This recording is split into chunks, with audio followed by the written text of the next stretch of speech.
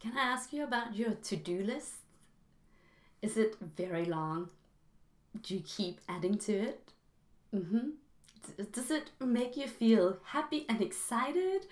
Does it make you feel calm? Does it make you feel a bit stressed? And do you ever get done with it? And how do you know that you've succeeded? So is it like you like ticking it off and then you're done? Well, actually, I don't know anyone that's ever done with their to-do list because people tend to make way too long lists. But actually, the other day I was coaching an executive and I asked him, let's call him Paul. Of course, that's not his real name, but I asked him Paul. So, because he was talking about all the things he had to do. And I said to him, Paul, well, if you do everything on this list,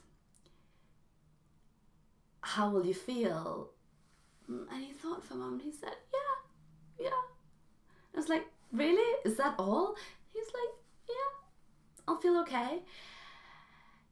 And I said to him, well, if you do everything on this list, will it really make a difference? Will it move the business forward? And he said, yeah. And the fact that it wasn't a crystal clear yes, he saw it straight away. He was like, okay, I need to go back and look what's on this list because there's so much on this list and I'm just filling it in and it feels like other people are populating my to-do list by their emails and their tasks, but I'm not stopping to look at whether this is going to move the business forward and whether it's actually going to make a difference. But then we got to the most important bit.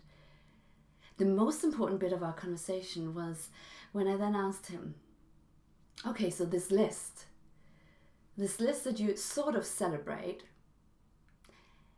does it reflect what's important to you in your life? And then he got really quiet and he said no. Because the thing is, he was measuring his success of a day based on how many of these to-do things he was getting done. That's how he knew that he was being productive. But when he was getting them done, he still felt a bit flat. And then he realized that what was most important to him was lots of things that weren't on this list. It was to see that he was really moving the business forward in terms of the bigger strategic purpose. It was that he was really listening to his people. That was not on the to-do list. He just had, what tasks he needed to check up on them with, but not that he really listened to them. And nowhere on the list was his daughter or his wife or his gym regime. That was not on the list. And those were the things that also really mattered to him because, of course, his work really mattered to him because actually he really likes his job.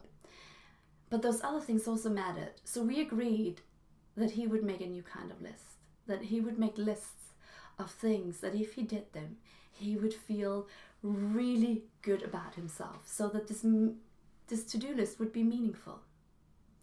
So I invite you to do the same. Really go back and look at your list. Like if you do everything on that list, will you really feel great? Will it really move your business forward? And does it reflect what's important to you in your life? Because otherwise you might want to make a different kind of list. One that's really going to reflect that. Because I'm all for tearing up to-do lists and not having any at all. But most people love to have a list. And so if you're one of those people that love to have a list, make one that actually makes sense. Not one that just stresses you, but make one that's actually going to be meaningful and useful.